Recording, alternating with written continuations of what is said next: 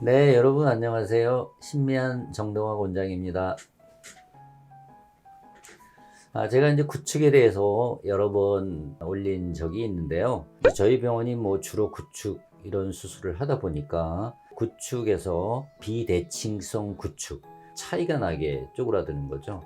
대칭성으로 쪼그라들면은 그거는 오히려 이제 교정이 쉬운데 비대칭성으로 쪼그라들었을 때가 더 교정이 어렵습니다.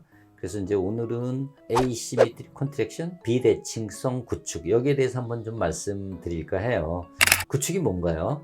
여러분 구축하면은 제일 먼저 떠오르는 사람이 있습니다. 이분이 살아 계셨다 그러면 한번 만나고 싶었었는데 꼭 구축하면 이제 우리가 마이클 잭슨을 생각할 수 있죠. 그런 거를 이제 구축이라고 그러는데 마이클 잭슨 얼굴은 이제 보다시피 대칭성이에요. 그래도 이렇게 균일하게 똑같이 수축이 된 겁니다. 근데 이제 비대칭성 구축이란 건 이렇게 이제 한쪽이 이렇게 더 많이 쪼그라드는 거죠. 그래서 이제 이분은 이제 일본에서 오셨던 분인데 이렇게 이제 비대칭성 구축이 있는데요.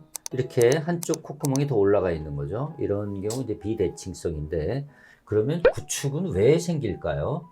이물질을 사용하는 거가 가장 큰 원인이 되는 거죠. 이를테면 여러분 형제 자매 간에도 장기 이식을 할 때 잘 매치가 돼서 이식을 할 수 있는 분이 있고 그렇지 않은 분이 있어요. 똑같습니다.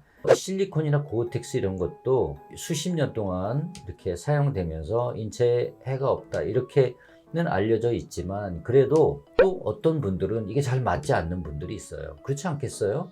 일종의 거부 반응, 이제 면역 반응 그런 게 나타나는 겁니다.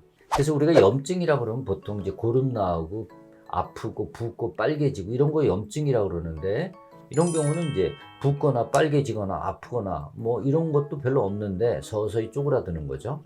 물론 이 구축이 발생하는 분들이 뭐 묵직하다, 좀 불편감이 있다, 좀 아프다 이런 거를 호소하기도 해요. 그렇지만 이제 그렇게 특별한 증상이 없이 서서히 계속 진행되는 것이 구축입니다. 그래서 이렇게 보시면은 이렇게 실리콘이 튀어나와 있는데 실리콘 나온 쪽으로 쪼그라드는 걸 볼 수가 있습니다.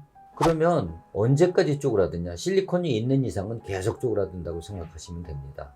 이거는 이제 수술 후의 모습이고요. 이제 고어텍스에서도 생기는데 고어텍스 케이스는 그렇게 많지는 않아요. 뇌경골에서도 발생하는데 아주 드뭅니다. 고어텍스로 발생했던 경우인데 수술 후에 이렇게 비대칭인데 대칭이 잘 맞아진 걸 볼 수 있습니다. 그러면 이제 치료는 어떻게 하느냐?